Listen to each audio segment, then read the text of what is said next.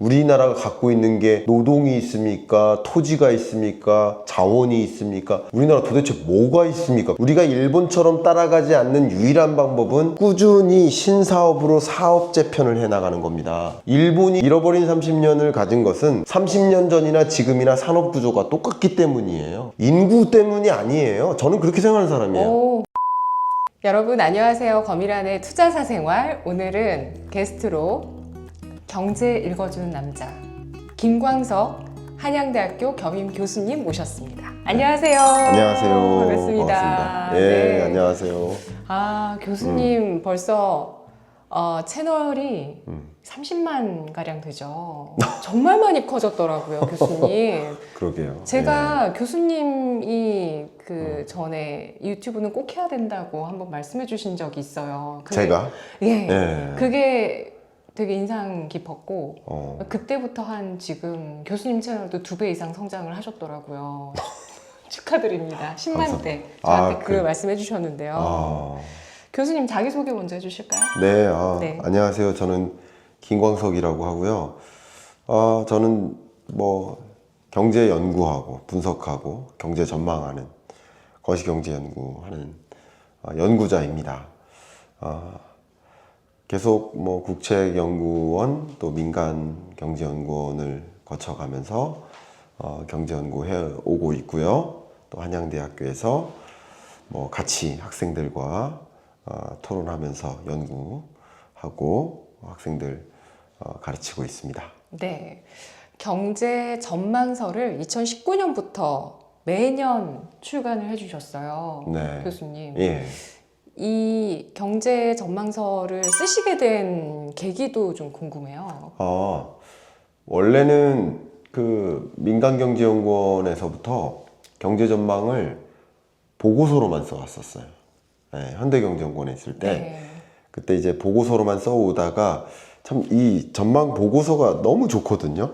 근데 많이들 안 읽으세요. 보고서는 안 읽으세요. 되게 딱딱하고 어렵고 읽지 말라고 쓴 것 같은 느낌으로 쓰는 것 같아요. 네. 근데 이 보고서에 담겨 있는 이야기를 대중적으로 이 메시지의 깊이와 내용은 그대로 유지하되 전달력은 충분히 살려서 대중서로 좀 내보자 하는 마음으로 경제전망서를 쓰기 시작했고 어느 순간에 그랬다가 반응이 좋아서 그때부터 이제 약속을 한 거죠. 2050년까지 쓰기로.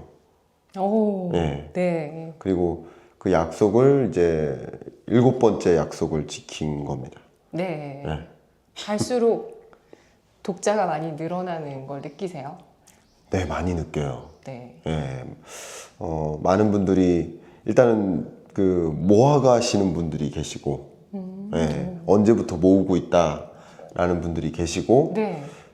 뒤늦게 조인하신 분들이 계시는데 뒤늦게 조인하신 분도 역으로 옛날 거부터 다시 모으겠다 하시는 분들도 계시고 같이 2050년까지 모으겠다 하시는 분들도 계시고 네. 다양하십니다. 정말. 이 경제 전망의 대중화가 성공했네요. 그렇게 일반 독자분들이 좋아하실 줄은 아마 교수님도 잘 예상 못 하셨을 것 같아요.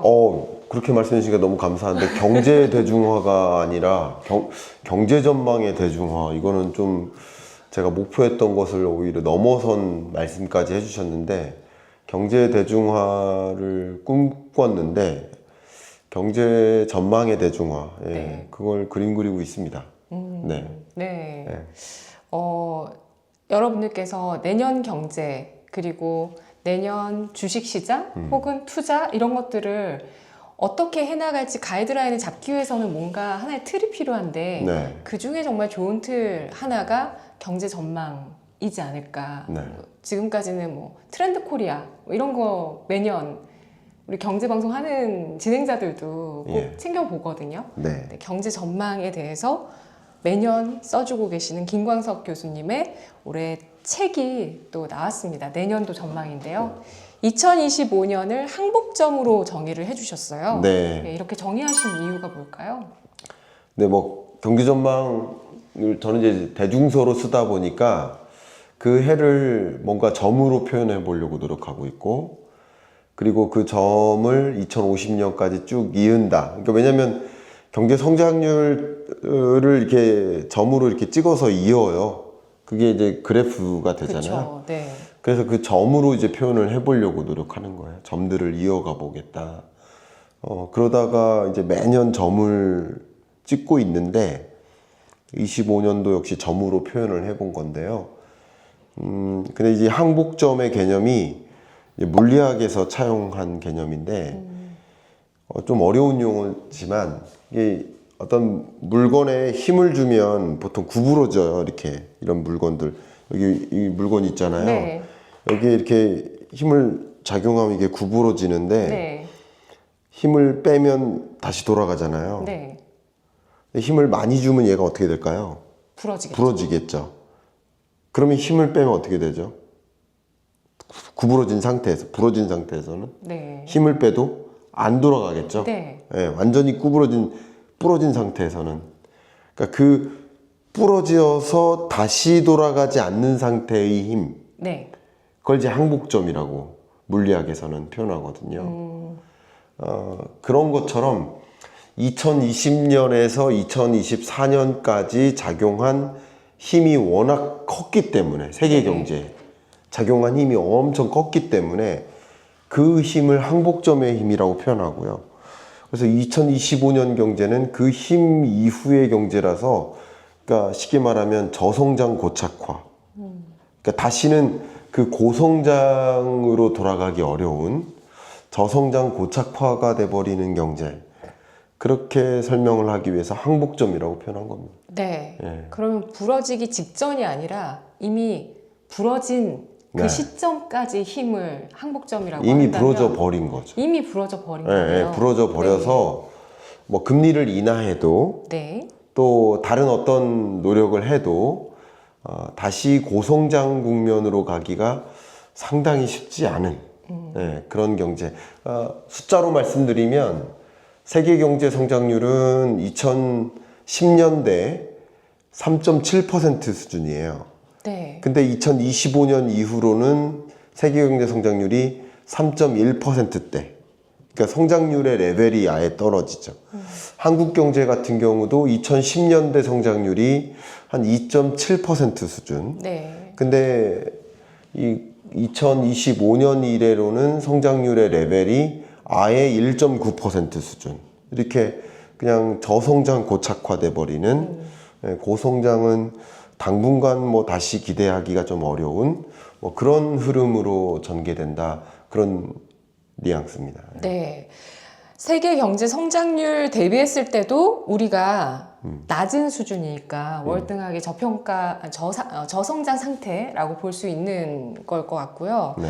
그리고 세계적으로 봤을 때 그렇다면 이 경제 성장률을 그래도 좀 이끌어주는 국가라고 한다면은 어떤 국가가 있을까요? 좋은 말씀 주셨네요. 근데 되게 재밌게도 오늘 촬영일 기준으로 네. 내일 밤 10시에 IMF의 마지막 경제전망 보고서가 나옵니다. 1년에 4번 이제 업데이트를 하는데 네. 일단 1월에 나오고 4월에 그리고 7월에 10월에 이렇게 4번 나오는데 네. 마지막 경제전망 보고서가 나옵니다만 현재로서는 이제 7월 보고서를 기준으로 이제 의견을 드리는 거고요. 그리고 혹은 국제기구 보고서를 기준으로 말씀드리면 현재로서는 마지막 보고서가 OECD 전망이니까 10월 말에 나왔던 OECD 경제전망 보고서를 기준으로 의견을 좀 드려본다면 어쨌든 기본적으로 미국 경제 성장률도 2023년, 4년 나름 고성장했는데 2.5, 2.6 각각 고성장세를 유지하다가 2025년 성장률이 1.9%로 성장 둔화가 있어요. 이게 경제 위기가 아니에요. 그냥 성장 둔화예요. 네. 역시 중국 경제 같은 경우도 성장 둔화가 나타납니다. 5%대가 깨지죠. 네. 내년 성장률이 네. 4%대로 성장 둔화가 있어요. 뭐 한국 경제도 역시 마찬가지 성장 둔화가 있고요. 뭐 일본이나 유로존이나 여러 주요국들의 성장 둔화가 대부분이 있어요. 그러니까 세계 경제가 전반적으로 성장 둔화가 있는 겁니다. 근데 그럼에도 불구하고 굉장히 재밌게도 성장 둔화가 없는, 오히려 올해보다도 내년 경제 성장률이 더 높은, 이미 높은데 더 높은 성장률을 유지하는 그런 권역들이 있어요. 이거 굉장히 중요한 국가들이에요. 이게 기본적으로 여러분들이 자산 관리하실 때, 예를 들면 연금, 가장 쉬운 재테크가 나 연금 저축하는데 이거 네. 어디로 옮겨요? 나 이거 어떤 비중으로 갖고 있어요? ETF나 어떤 식으로 투자해요? 벌써 답이 나오죠. 이 국가 비중을 늘리면 돼요. 굉장히 간단합니다. 네. 인도와 인도네시아예요.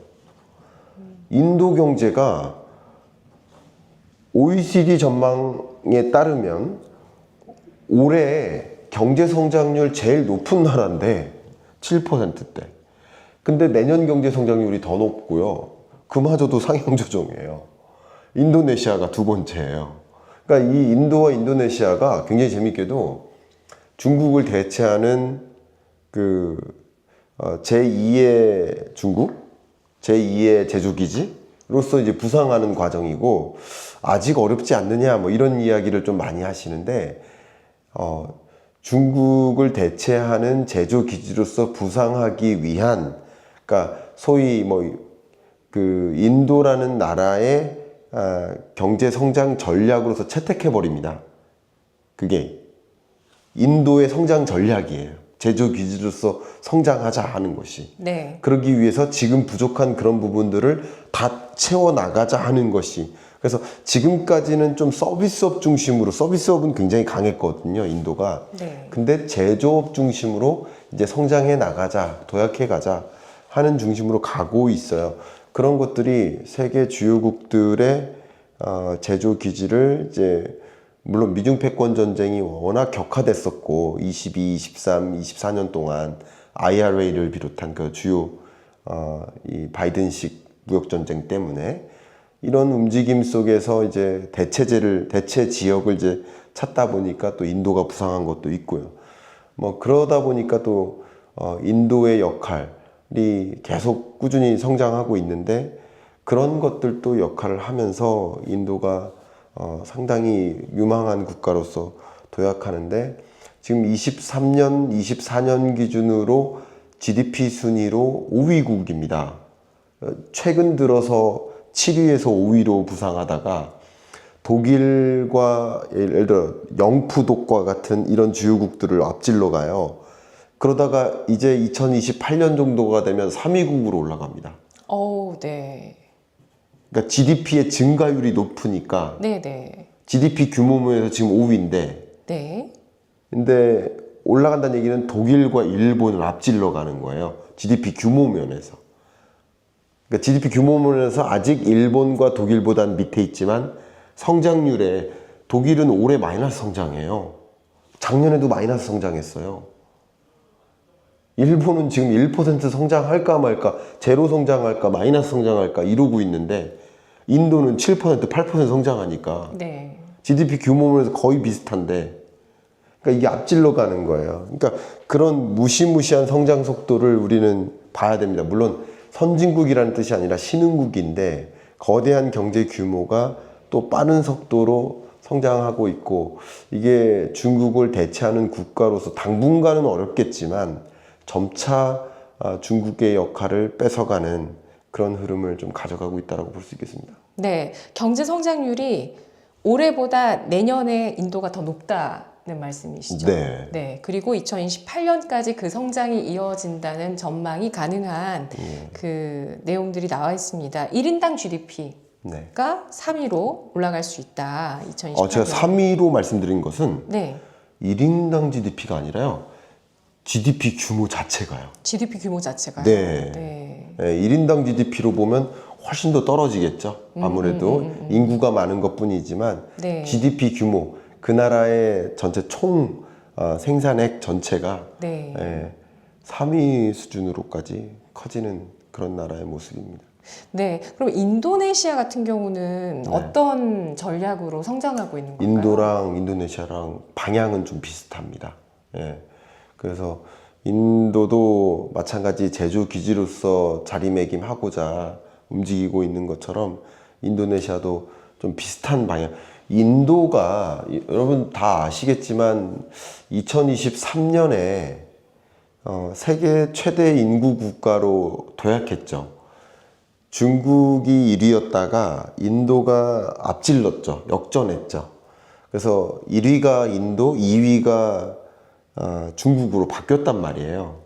그리고 3위가 누구일까요? 3위가 미국이잖아요.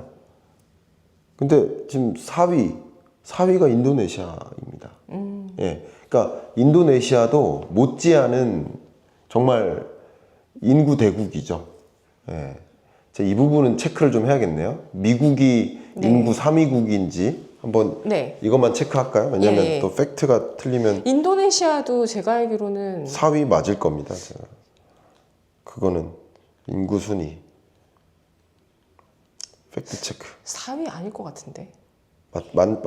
맞아요. 정확합니다. 2억인데? 맞잖아요. 오, 2억인데 4위예요? 네. 와, 됐죠? 2, 3위 차이가 엄청 그러니까 크구나. 이거 오류 하나도 없이 그대로 간 네. 거예요? 예. 맞습니다. 오, 네. 인도가 전 세계 인구 대국으로 이제 추월했던 거는 뭐 많이들 아실 텐데 네. 4위에 인도네시아가 있다는 건 또 네. 새롭게 다가올 것 같아요. 그러세요? 네. 근데 제가 이번에 25년 경제전망서에서 네. 좀 강조했었던 것 중에 하나가 네.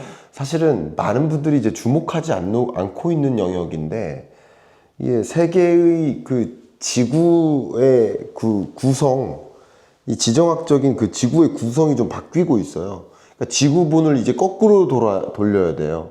이게 무슨 말이냐면요. 네. 그동안에는 이제 글로벌 놀스라고 했었어요. 글로벌 놀스 중심이었어요. 왜냐면 북반구 중심, 강대국, 선진국 다 글로벌 놀스예요.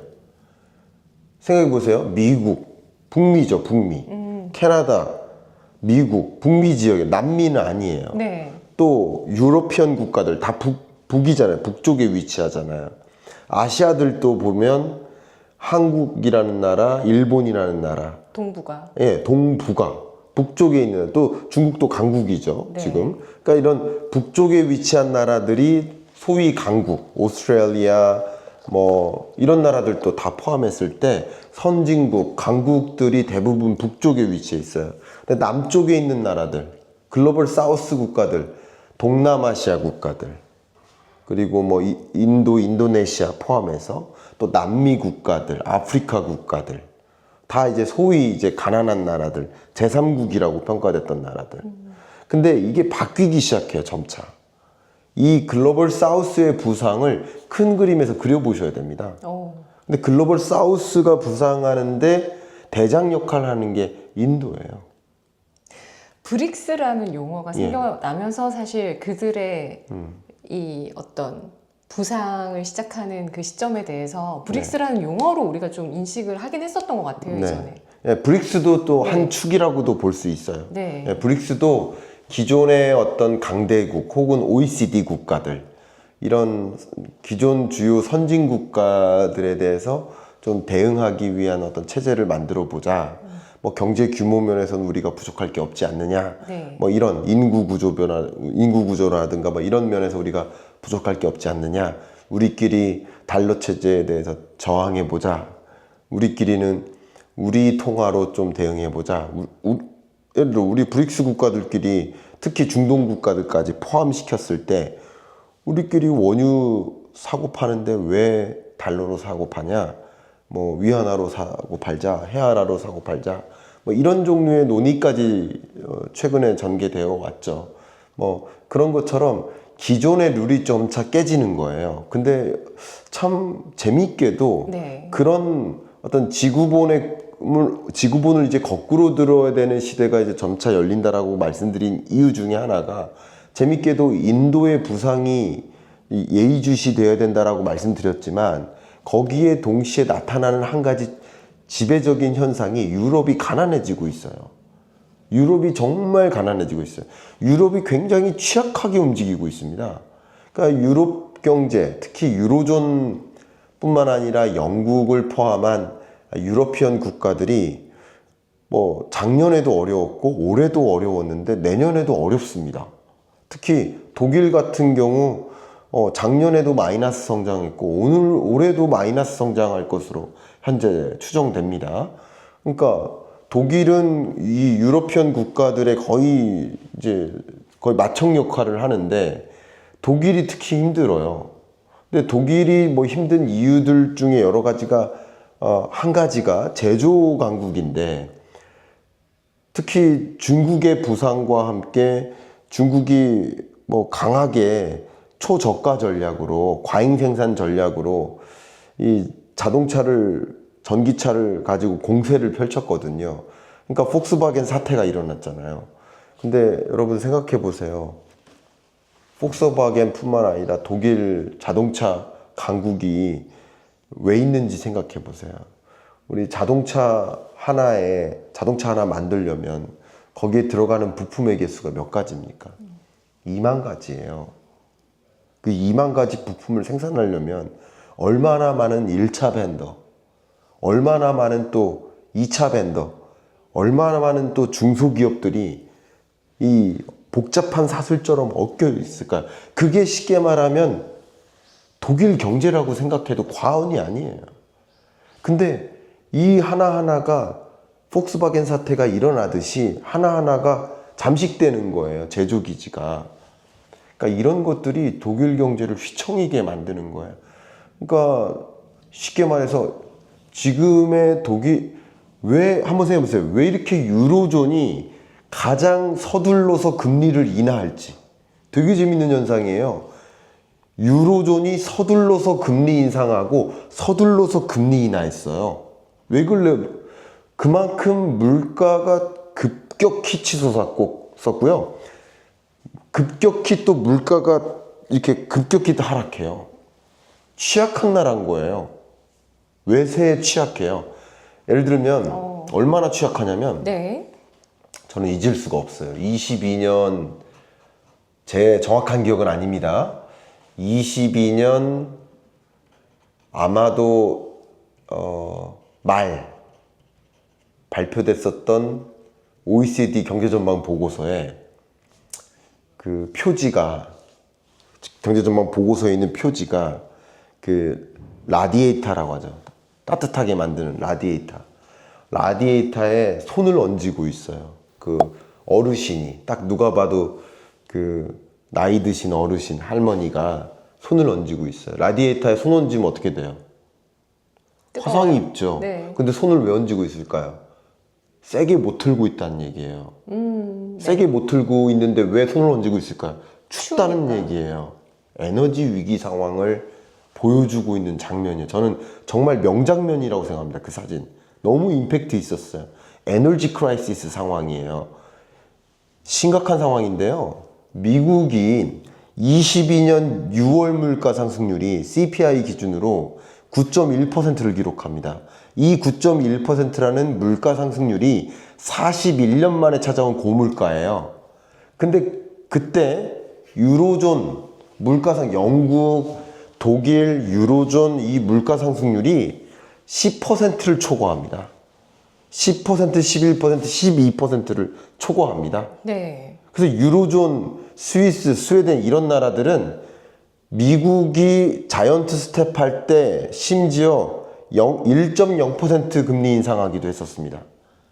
그러니까 미국도 그 초인플레이션에 놀랐지만 오히려 이런 에너지발 금리 물가가 너무나 높게 치솟으니까 에너지 크라이시스를 경험하니까 그러니까 오일 쇼크처럼 네. 마치 그런 걸 더 취약한 거예요. 물론 러시아에 대한 에너지 의존도가 높았기 때문에.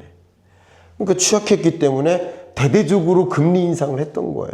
그러니까 고물가 고금리에 또 취약하게 유로피언 국가들이 또 당했겠죠. 그러니까 어떤 일이 또 있었을까요? 가뜩이나 물가는 치솟죠. 그러면 또 가뜩이나 물가는 치솟으니까 임금은 그만큼 안 높아지는데 고금리에 또 당하고 고물가 고금리에 역습을 당하니까 무슨 일이 발생하냐면 실질임금이 줄어요. 네. 아직까지도 실질임금이 2019년 4분기를 밑돌아요. 2019년 4분기는 제가 왜 이 말씀을 드리냐면 코로나19 이전 수준을 밑돈다는 얘기예요. 지금의 임금 수준이. 네. 임금 수준을 비교하면. 임금 수준이 코로나19 이전 수준으로 안 돌아온 거예요. 아직 안 돌아온 거예요. 실질 임금이. 이 얘기는 뭐냐면 식료품 물가는 이만큼 치솟았는데 임금은 이만큼밖에 안 올랐기 때문에 이게 단적인 사례예요. 그러니까 지금 가난해지고 있는 거예요. 경제는 지금 멈춰 있고 오히려 중국한테 뺏기고 있고, 그러니까 유럽이라 하면 소위 선진국의 상징인데, 그죠? 선진국의 상징이고 강대국의 상징이고 OECD의 상징인데, OECD가 어디에 있어요? OECD 본사 프랑스 파리에 있어요. 오. 네, 파리에 있습니다. 에펠탑하고 얼마 가까워요. 걸어갈 거리예요. 그만큼 가까워요. 그게 상징이라면 OECD의 상징, 선진국의 상징인데, 그 소위 기존의 정통적인 글로벌 노스가 가난해지고 있는 와중에 인도는 이렇게 폭발적으로 성장하고 있다는 거예요. 지형이 바뀌고 있다는 사실이에요. 그러니까 이런 것들은 거시경제 전망 중장기적인 그림을 그리시는데 여러분 놓쳐서는 안 되죠. 네. 그러면 앞으로 강대국은 결국에 놀스에서 사우스로 옮겨가는 네. 수순을 밟게 될까요? 그럼 그랬을 때는 그의 어떤 주도적인 역할을 하는 리더는 어떤 국가가 될까요? 인도일까요? 네. 인도와 남아프리카 공화국과 주요 자원국들이라고 제가 의견을 드릴게요. 네. 인도, 인도네시아, 필리핀, 제가 왜 이런 나라들을 강조하냐면요. 또 다른 의미가 있습니다. 제가 주로 인구 얘기만 했고 노동력 얘기만 했지만 또 한 가지가 중요한 게 자원이에요. 자원. 제가 왜 이 자원 얘기를 하냐면 그동안에는 이 글로벌 밸류 체인상에서 반도체만 논했단 말이에요. 또 2차 전지만 논했단 말이에요. 근데 반도체 만드는데 2차 전지 만드는데 니켈 없이 가능해요? 흑연 없이 가능해요? 은 없이 가능해요? 결국 이런 우리가 만들어내는 이런 모든 AI가 이런 소위 말하는 이런 자원 없이 가능한 게 아니에요. 그 어떤 것도 불가능해요. 근데 이런 자원을 누가 갖고 있느냐예요. 우리나라 갖고 있느냐예요. 그 질문을 던지고 싶은 거예요. 아주 묵직한 질문입니다. 네, 이 자원들을 글로벌 사우스가 갖고 있어요. 아프리카라든가 물론 글로벌 노스에 해당되는 주요국들도 갖고 있는 경우가 있지만 네. 주로 많이 갖고 있는 나라들이 말씀드렸던 이런 나라들이에요. 네. 그래서 여러분들이 그동안에는 관심이 없었던 아프리카 주요 지역, 네. 네. 그리고 동남아 주요 지역, 네. 그리고 앞에 말씀드렸던 인도네시아, 필리핀 이런 지역들, 이런 지역들이 상대적으로 영향력을 좀 과시할 수 있는, 많은 분들이 예를 들어서 은 가격이 요즘 치솟고 있는 배경 중에 하나가 은 가격, 잠깐 설명드린다면, 네. 은 가격이 치솟는 배경이 가격이 높게 형성되는 이유가 한두 가지가 아니에요. 배경이 여러 가지가 있어요. 근데 그 이유 중에 하나가 그만큼 수요예요, 수요. 근데 수요가 많으냐? 은의 수요가 여러 가지인데 은 중에서도 특히 산업용 은 수요가 엄청 많아요. 근데 지금 현재 원유 다음으로 가장 많이 수요가 있는 그 자원이 은입니다. 산업용 은. 네. 가장 많은 수요가 있는 자원이 은이에요. 그러니까 그 은 수요가 많은데 그만큼 은은 매장량이 제한적이기 때문에 뭐 어떤 일부 그 자원 관련 연구기관에서는 매장량을 추산했을 때 많아야 20년이다라고도 표현하는 기관도 있어요. 그래서 뭐가 정론일지는 저도 아직 확인은 안 한 상태지만 그만큼 매장량은 한정적인데 수요는 그렇게 많기 때문에 그렇기 때문에 이 가격이 계속 오르는 거거든요. 은 가격이. 뭐 그리고 그 밖에 여러 가지 요인들이 있지만 그런 것처럼 그러면 그런 자원을 누가 갖고 있는가? 그러면 글로벌리 지정학적으로 불안하게 이렇게 전개될 때 그러면 나 이제 자원 공급 안 할래. 이렇게 되면 사실 공급망 완전히 끊기고 이렇게 되거든요. 그게 상당히 강한 무기가 될 수 있을 거라고 생각됩니다. 그 코로나 이후에 뭐 리튬이라든지 이런 원자재 가격들이 한 차례씩 좀 급등했던 적도 있었어요. 네. 예, 리튬도 굉장히 리튬 포함이죠. 크게 올랐었던 네. 적이 있었고, 뭐 여타 뭐 원자재 가격들이 올해 들어서는 은이나 금 가격 이런 것들이 지금 사상 최고치를 기록하고 있는데요. 말씀 들어보니까 저도 2027년 말까지 지금 넣는 펀드가 있는데 거기 베트남을 해가지고 베트남 괜찮아요. 인도 할 걸. 아쉽네요.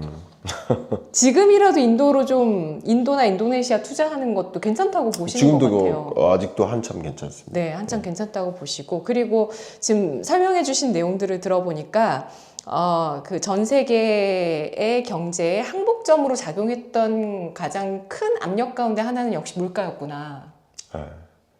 이런 생각도 드네요. 상당합니다. 네. 예. 그리고 유럽 같은 경우는 이렇게 힘을 못 쓰게 된 여러 계기 중 하나, 유럽의 경제 중심 국가인 독일 쪽의 폭스바겐 사태 역시도 항복점으로 작용하는 주요 이벤트였다라는 걸 알 수 있게 된 것 같아요. 미국이 내년도 성장 둔화가 되고 우리도 여전히 저성장인데 잠재 경제 성장률? 잠재 성장률. 잠재 성장률. 네. 이 이제 미국이 우리나라를 추월했다 이런 뉴스가 이번 주 들어서 조금씩 나오더라고요.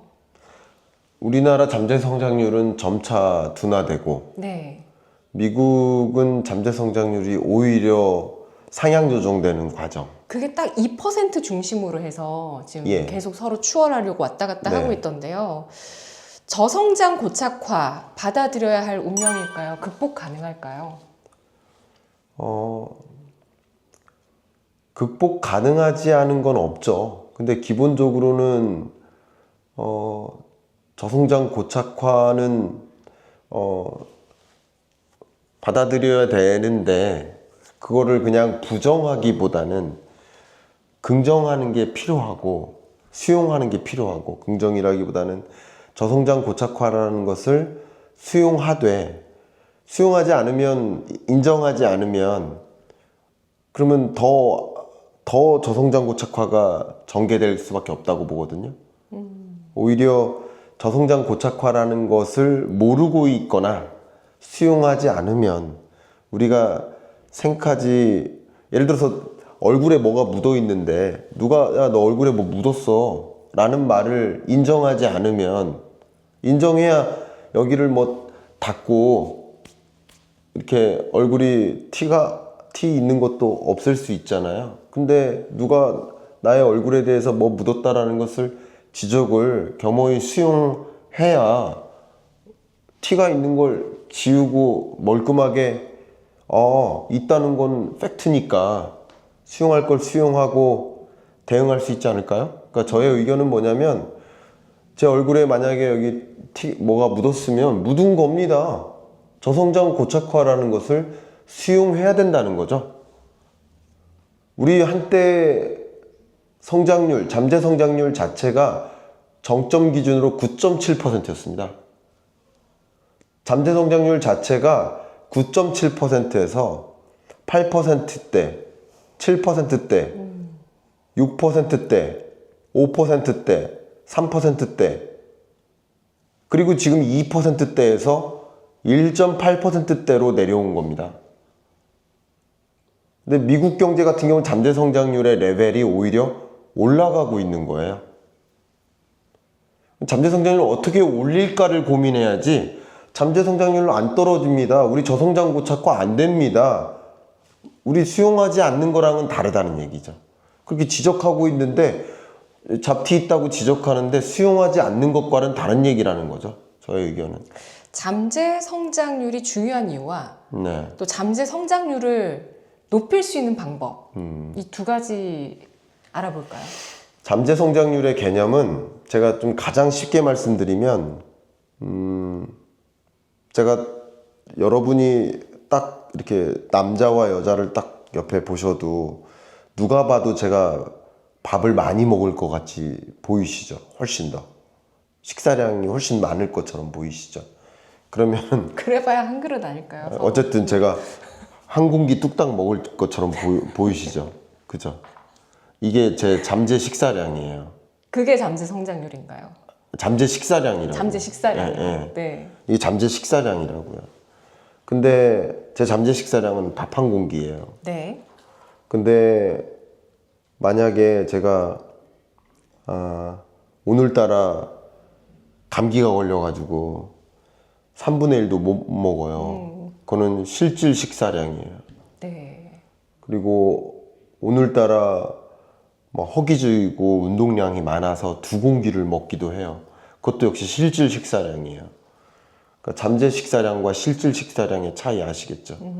역시 그럼 설명됐죠? 잠재 성장률과 실질 성장률 차이 그겁니다. 그 나라의 경제 구조, 산업 구조, 인구 구조 그런 것들을 고려했을 때 이 정도 성장할 거야 라고 기대되는 성장률 그게 잠재 성장률이고요. 실질 성장률은 그런 것들을 감안했을 때 대외적인, 대내적인 여러 가지 현상에 따라서 실제 나타나는 성장률이 실질 성장률인 거죠. 네. 근데 실질 성장률이 올랐다 떨어졌다 하는 것이 중요한 게 아니라 잠재 성장률 자체가 떨어지는 게 더 큰 문제인 거고 그러니까 저성장 고착화된다는 얘기는 사실상 잠재 성장률 자체가 둔화되는 거 그게 더 큰 문제라는 것이죠. 근데 잠재 성장률이 왜 떨어지는가 이걸 그 구성을 봐야 돼요. 그걸 계산하는 산식이 있어. 근데 굉장히 어려운 거 아닙니다. 간단한데요. 그러니까 제가 아주 쉽게 설명드릴 때는 레고 블록에 이제 비유를 해요. 이제 세 개의 레고 블록을 이렇게 쌓아요. 이렇게 세 개를 쌓아요. 그럼 세 개를 쌓으면 하나가 노동 투입이에요. 노동 투입. 그 다음 하나가 자본 투입. 그리고 맨 위에가 생산성. 총 요소 생산성이라고 합니다. 근데 그냥 생산성이라고 여러분 생각하셔도 뭐 크게 틀리지 않습니다. 그렇게 가정하시면 됩니다. 그러면 노동 투입은 앞으로 늘어날까요? 줄어들까요? 줄어들겠죠. 줄어들겠죠. 인구 감소니까. 근데 이미 생산 연령 인구는 줄어들기 시작했으니까 노동 투입은 줄어들 거라고 보는 게 맞겠죠. 물론 막을 수 있느냐? 막을 수는 있죠. 여성 경제 활동을 더 적극적으로 유도한다든가 일가정 양립을 뭐 실시한다든가 네. 예를 들어서 65세 이상 노년층을 적극적으로 노동시장에 편입시킨다든가 방법은 있겠죠. 근데 상대적으로 아무리 그래도 쉬운 건 아니에요. 불가능하다고 가능성이 좀 떨어진다고 볼 가능성 필요가 있겠죠. 노동 투입은 줄어요. 그다음 두 번째, 우리나라처럼 저성장 고착화되는 국면에 그렇게 전망되는 나라에 해외 직접 투자가 자본이 더 유입될 가능성이 있을까요? 없을까요? 어렵겠죠. 네. 또 노동인구가 줄어들 거라고 본다면 인건비는 올라갈 텐데 세계 주요국들이 우리나라에 공장 질까요? 있던 공장마저 다른 나라에 짓겠죠? 악순환이네요. 그렇죠. 그러니까 자본 투입도 줄어들 가능성이 있겠죠. 그러니까 어쨌든 기본적으로 우린 전제를 까는 것은 아닐 수도 있겠지만 이 두 개의 레고 블록은 계속 줄어들 거라고 가정하는 게 맞아요. 지금으로서는. 인정할 거 인정하자는 얘기지 부정적으로 보자는 뜻이 아닙니다. 인정하자는 뜻인 거예요. 그리고 마지막 하나가 남았어요. 이게 생산성이라고 했죠. 총요소 생산성. 그러니까 유일한 희망이 이거예요. 이거를 끌어올리면 된다는 얘기예요. 유일한 희망. 그러니까 이거를 끌어올리면 잠재 성장률을 추가적으로 둔화시키지 않을 수 있어요. 이게 유일한 희망이라는 거. 그럼 이걸 어떻게 만드냐? 이거는 예를 들면 기업이 혁신하고요. 기업이 일하는 방식을 바꿔요. 더 효율적으로. 생산 방식을 바꿔요. 생산성 높게. 또 예를 들어서 자율근무제, 유연근무 시스템 예를 들면 또 한 명 한 명의 생산성이 올라가요. 교육과 네. 인재 유치. 그렇죠. 모두가 인재가 돼서 그리고 기술 수준이 달라져요. 그래서 모두가 고부가 같이 일을 해요. 예를 들면 그렇죠. 저부가 같이 일만 하다가 고부가 같이 중심으로 산업 개편이 이루어져요. 그리고 우리나라의 산업도 산업 구조 조정이 일어나요. 계속 유망 산업 중심으로. 이렇게 되면 이 총 요소 생산성을 중심으로 잠재 성장률을 둔화시키지 않도록 유도할 수 있는 겁니다. 미국은 어떻게 했느냐? 노동 투입 계속 일어났어요. 이민자, 해외로부터 그냥 단순히 이민자만 받은 게 아니라 기술 이민, 아주 훌륭한 기술 이민자, 지식 이민자를 받았어요. 자본가를 받아들이고요. 네. 또 자본 투입, 적극적으로 해외 자본을 유입시켰어요. 근데 우리나라는 어떤 제도적 장치를 통해서 오히려 한국 투자자들, 국민연금조차 외국 비중을 늘리잖아요. 국민연금조차. 국민연금 기금운용본부조차 운영하고 있는 기금의 비중을 해외 주식 비중을 늘려나가고 있잖아요. 우리나라 투자자들조차 해외 투자 비중을 늘려나가고 있잖아요. 우리나라 돈마저 빠져나가고 있는데 해외 자금이 어떻게 한국으로 들어옵니까? 자본 투입.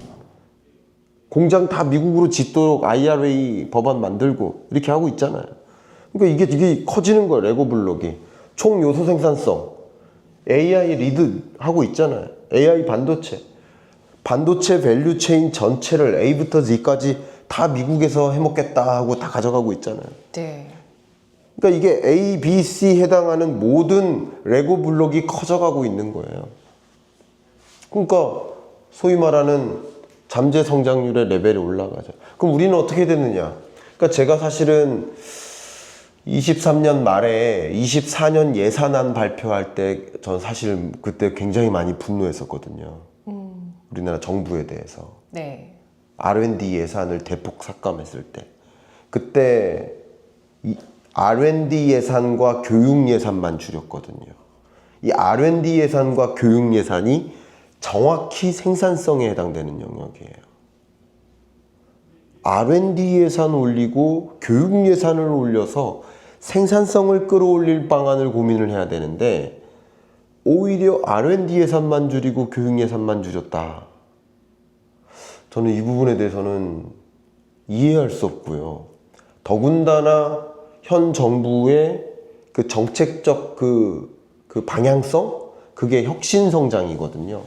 그 혁신성장이라는 방향성을 캐치프레이즈를 내걸고 R&D 예산을 대폭 삭감했다. 교육 예산을 대폭 삭감했다. 저는 그 부분에 대해서는 정말 이해할 수가 없었습니다. 왜냐면 우리나라가 갖고 있는 게 노동이 있습니까? 토지가 있습니까? 자원이 있습니까? 우리나라 도대체 뭐가 있습니까? 그럼 우리나라가 가야 할 방향성은 오로지 인재고 오로지 교육혁명을 일으켜서 전 인구 한 명 한 명을 인재로 만들고 그리고 그 어떤 누군가가 어떤 신흥국이 어떤 선진국들이 추격할 수 없는 수준의 기술을 확보하고 신사업으로 진출하고 우리가 일본처럼 따라가지 않는 유일한 방법은 꾸준히 신사업으로 사업 재편을 해나가는 겁니다.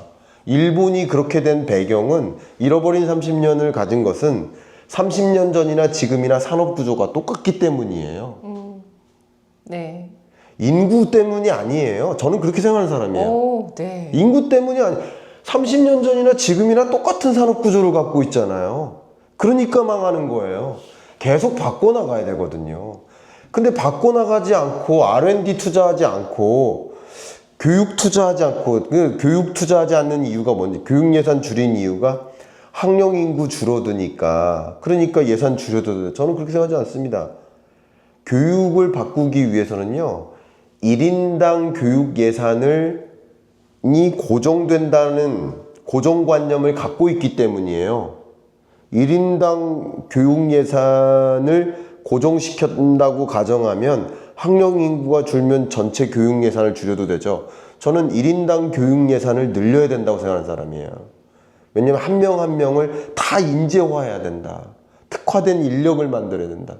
기술 인재를 만들어야 된다. 고급 인재해야 된다. 융합형 인재를 만들어야 된다. 그 교육을 더 특화시켜야 된다. 교육 혁명을 일으켜야 된다라고 생각하고, 우리가 할 수 있는 건 그거밖에 없다. 역시 R&D도 마찬가지예요.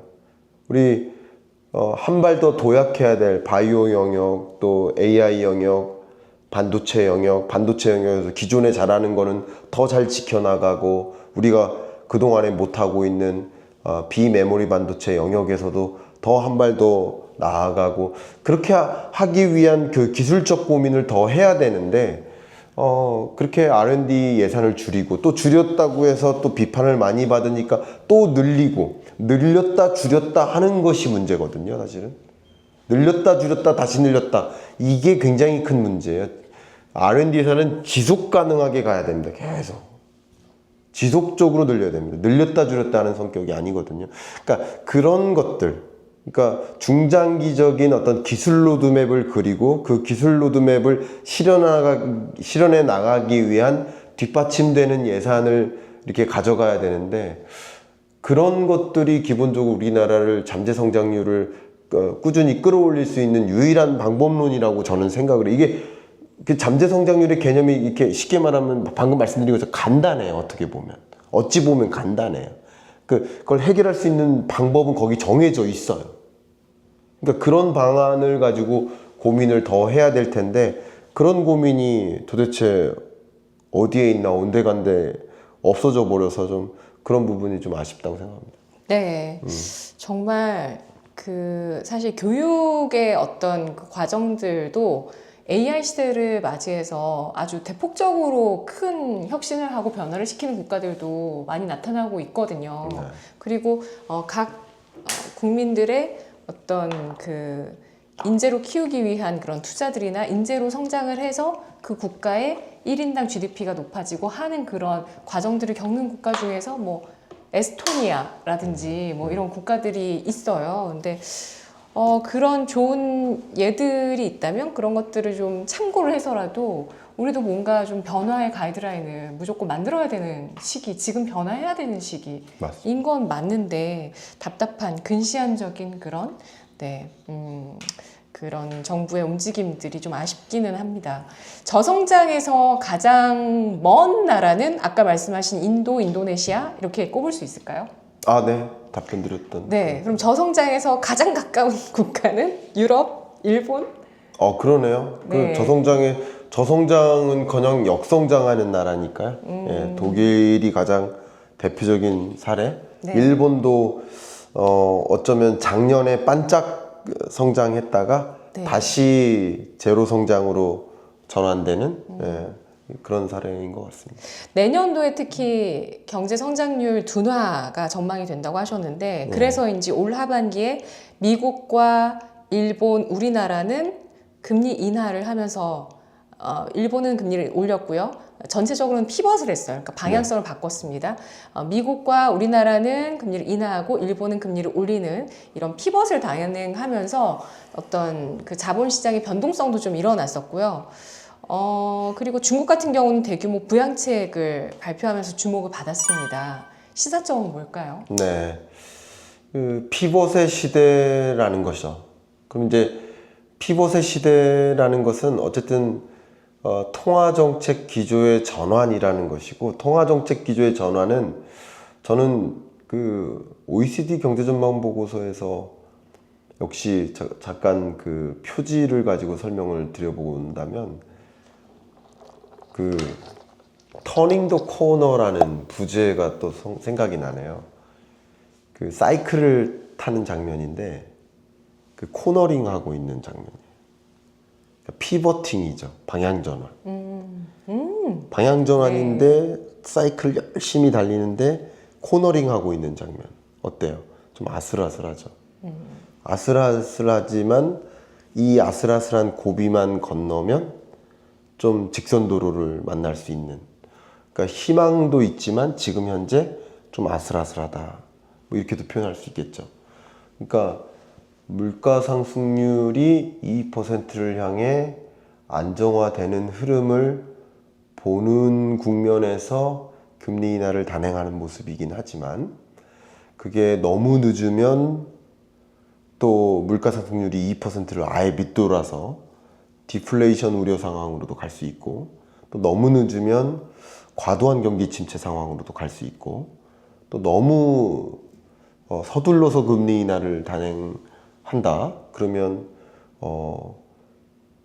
인플레를 영영 못 잡을 수도 있고 그런 아슬아슬한 국면이라고도 볼 수 있고 또 역시 금리 인하를 너무 서둘러서 한다 그러면 뭐 가계부채가 증가한다든가 뭐 부동산 가격이 폭등한다든가 하는 그런 금융 불안을 또 야기할 수도 있고 그런 여러 가지 피벗의 시대의 고비처럼 나타날 작용도 있지만 부작용도 있기 때문에 이런 고비를 잘 건너면서 예의주시하면서 이런 경제를 좀 봐야 되는데 일단 기본적으로 나타날 현상들로서는 고비를 잘 건너면 네. 실물 경제적으로는 당장 경기 부양 효과가 나타나진 않지만 당장은 아닙니다. 굉장히 후순위로 나타날 겁니다. 25년 뭐 하반기나 그래서 이제 상저하고의 흐름은 보이긴 보일 겁니다. 그러니까 네. 말이 상저하고지 상저하저예요. 상저하저인데 부양책 효과가 어느 정도 발휘하느냐에 예, 달려 효과는 네. 하반기 끝자락에나 좀 나타날 거고요. 기대는 안 하시고요. 예, 기대가 막 많이 나타나진 않습니다. 그리고 그만큼 적극적으로 금리 인하하는 것도 아닙니다. 왜냐하면 금리 인하에 따른 부작용이 또 우려될 수 있기 때문에 네. 적극적인 금리 인하도 아닙니다. 다만 그 금리 인하에 따른 자본시장, 자산시장에는 영향을 미칠 것이기 때문에 그런 효과, 자산시장에 미친 자산 효과 예, 네. 이런 것들 좀 구분하면서 시장을 좀 들여다보실 필요가 있지 않을까 생각합니다. 중국에 대해서는 어떤 의견 갖고 계실까요? 중국이 그 좀 침체되다 보니까 처음에 발표했던 9월 말에 깜짝 경기 부양책은 우리 돈으로 190조 원 규모 경기 부양책, 그 이후에 금리 인하라든지 네. 그 밖에 또 발표한 규모의 한 2배 가량은 더 또 추가적으로 발표할 수 있다 이런 얘기들이 나오고 있는데 네. 중국 대규모 부양책의 시사점은 뭘까요? 일단 중국의 경기 부양책은 당연히 경기 부양적 효과는 나타나긴 나타날 겁니다. 근데 그 경기 부양적인 정책에 따른 영향이 일시적일 거냐, 구조적으로 이 소위 유동성 함정과 같은 이런 현상으로부터 완전히 탈피될 것이냐. 그건 좀 다른 이야기거든요. 근데 중국 경제가 물가 상승률 기준으로 최근 중국 소비자 물가 상승률이 그냥 0%를 기록했거든요. PPI 생산자 물가 기준으로는 뭐 22년 이래로 계속 마이너스 물가 상승률이에요. 거의 디플레이션 상황이지 않나 하고 진단할 만큼 중국 경제가 참 내수 부진이 심각한 상황이고 특히 부동산 경기 부진에 따른 영향이 큽니다. 그러니까 그런 상황이니만큼 경기 부양적 노력을 계속 해왔습니다. 22년, 23년, 24년 계속 해왔습니다. 그런데도 계속 말을 듣지 않다가 24년 하반기에 좀 극단적인 정책까지 인젝션을 주사를 막 놓은 거예요. 그게 이제 주가에는 일단은 영향을 준 거고 그런데 만약에 24년 하반기에 그런 영향에 그런 경기 부양책, 증시 부양책에 따른 실물 경제적 영향이 나타나지 않으면 일시적으로라도 예를 들면 PMI 지수가 뚜렷하게 반등하지 않으면, 혹은 중국 소비자 물가 상승률이 뚜렷하게 2% 이상으로 상승하지 않으면, 중국 청년 실업률이 뚜렷하게 하락하지 않으면, 그러면 이런 부양책을 정말 막대한 부양책을 가동했는데도 불구하고 중국 경제가 말을 듣지 않네? 라는 신호들을 발표할 때마다 다시 증시가 무너질 겁니다. 근데 저는 그 둘 중에 하나, 어디에 가능성이 더 높느냐? 저는 일시적으로는 부양 효과가 나타날 거라고 생각합니다. 일시적으로는. 그러니까 24년 4분기 정도에는 일시적인 효과는 나타날 거라고 생각합니다. 왜냐하면 그만큼 막대한 돈이 풀렸기 때문에 부동산 경기에도 일시적인 효과는 나타날 거라고 생각합니다. 근데 이게 구조적으로 그게 방향을 이렇게 바꿀 만큼 네. 그런 효과가 있을 거라고는 생각을 하지 않습니다. 지금 중국의 부동산 경기나 내수 침체나 그런 모습들을 보면요, 그렇기 때문에 일시적인 효과가 나타나다가 다시 제조 경기가 꼬꾸라져. 왜냐면 중국으로부터 이탈하는 리쇼링 현상, 공장의 이전 현상, 미중 패권 전쟁 현상, 또 중국으로부터 돈이 빠져나와서 미국으로 가는 현상, 자금 이탈 현상, 뭐 이런 여러 가지 구조적인 현상들은 경기 부양책을 마련한다고 돌려놓을 수 있는 것들이 아니거든요. 그러니까 그런 구조적인 일과 경기적인 일이 맞물린 건데, 근데 이 경기 부양책으로 구조적인 그 현상을, 예를 들어서 해외 직접 투자 유출이 계속 일어나고 있는 것도 막을 수는 없는 거거든요. 그러니까 이런 것들 막을 수 있는 일이 있고 막을 수 없는 일이 있는데, 그러니까 이런 경기 부양책으로 막을 수 없는 일들 같은 경우는 결국은 효과를 다 나타내기가 어려울 거예요. 그래서 예를 들면 뭐 느낌을 지금 말씀을 주셨으니까 느낌을 제가 설명을 드린다면, 이렇게 댐이 있는데 구멍이 막 나 있는 거예요. 물이 줄줄 새는 거예요. 이 경기 부양책으로 이 구멍들을 이제 막는 거예요. 막았는데 다 막진 못해요. 이 구멍이 몇 개 남아 있어요. 그러니까 좀 괜찮아지네 하는 느낌이 나죠. 근데 구멍이 아직 남아 있단 말이에요. 그러니까 다시 이제 구멍이 좀 뚫리기 시작하는, 그런 한두 개 구멍이 뚫리기 시작하는 그런 모습들이 또 나타난다. 그게 아까 말씀드렸던 이런 지표들이 안 좋게 또 다시 나타나기 시작하게 되면, 그러면 다시 이제 곤두박질 칠 수 있겠다. 그러니까 중국 경제가 기본적으로 저성장 고착화되는 국면으로는 치닫고 있다는 것은 명확한 사실이라고 보여지고요. 다만 많은 분들이 중국 경제를 볼 때 중국이 뭐 망했다, 뭐 중국이 뭐 쓰러진다, 중국이 폭망했다, 뭐 이렇게 비유하시는 분들이 계신데, 전혀 그런 것은 아닙니다. 지금까지 논한 게 다 구경제만 논한 거예요. 중국을 논할 때 구경제와 신경제를 구분해야 되는데, 구경제만 논하면 망한 것 같죠. 근데 신경제를 논하면 중국처럼 견조한 나라가 없어요. 또 중국의 예를 들어 신경제적인 측면, 재생에너지 산업, 태양광, 풍력, ESS 생각해 보세요. 전기차, 2차 전지, 로봇, 산업용 로봇, 드론, AI, 안면인식 기술, 뭐 정말 이 신경제적인 측면을 보면 유럽을 위협하고, 아까 말씀드렸죠, 유럽을 위협할 만큼, 과잉 생산하고 있을 만큼 이렇게 전개되고 있는데, 중국이 무너진다, 쓰러진다, 이게 아니에요. 이게 구경제가 무너지고 쓰러지고 있는 모습이고, 그 대신 신경제가 이걸 견인하고 뒷받침하고 있는 모습이에요. 그렇기 때문에 중국 경제가 이제 성장세가 둔화되고 있는 모습이다. 어쨌든 GDP 규모로 2위 국가인데, 미국 다음으로 GDP 규모가 큰 나라인데, 그런 큰 나라가 아직도 5%, 4% 후반의 성장률을 유지하고 있다. 이런 나라를 가지고 망했다. 이런 표현은 또 적절치 않습니다. 그래서 구경제적인 측면, 뭐 부동산이라든가, 뭐 특히 숨은 부채, 뭐 그림자 금융, 뭐 이런 구경제적인 측면을 보면 좀 어려워 보인다. 정확히 그런 부분은 짚어볼 수 있겠지만 또 신경제적인 측면을 보면 또 그렇지만은 않다. 그래서 이런 것을 고루 들여다볼 필요가 있지 않을까 생각합니다. 네. 중국은 하지만 그 미중 패권 다툼에서 이 패권 다툼이라는 것 자체가 결국에는 치고 오는 2위 국가가 무너져야 끝나는 다툼이지 않나요?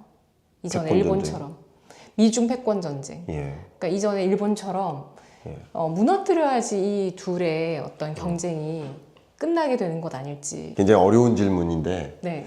좀 지정학적 질문인데 제가 뭐 지정학 분야에 좀 많이 약하지만 의견을 드리도록 하겠습니다. 근데 과거랑은 좀 많이 달라진 것 같아요. 과거에는 only one 미국이었죠. 강대국 미국. 누가 미국 말을 들었고 말을 듣지 않으면 싸웠고 싸워서 누군가는 전쟁에서 패했고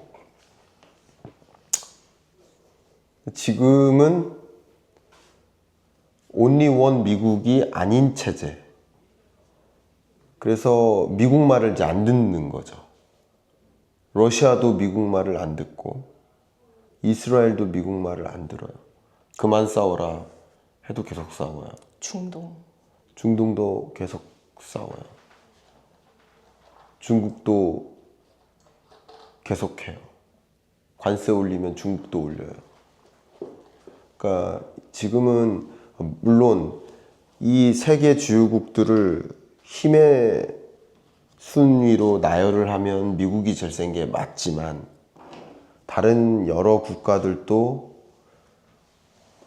그 2위, 3위, 4위 국가들도 힘의 세기에서 뭐 그렇게 차이가 안 나는, 그러니까 뭐 이게 표현이 좀 애매하지만 미국도 함부로 싸울 수는 없는 뭐 그런 영향력을 상당 부분 가지고 있고, 또 미국뿐만 아니라 그 밖에 다른 나라들도 상당히 그 동맹국적 지위를 활용해서 대등하게 그 지정학적 그 지위를 유지하려고 노력하고 있기 때문에 그래서 저는 이제 중국이 미국과 뭐 어느 한 나라가 결국 무슨 미중 패권 전쟁을 마치 두 개의 해가 동시에 떠 있을 수 없다라는 기조로 끝까지 싸울 것이다 라기보다는 그냥 두 개의 해가 계속 떠 있지 않을까. 그러니까 이런 것들이 좀 지정학적인 긴장감을 높여주는 요소는 될 수 있겠네요. 높여놓고 계속해서. 높은 긴장감의 형태로 네. 당분간은 계속 지속될 수 있지 않을까.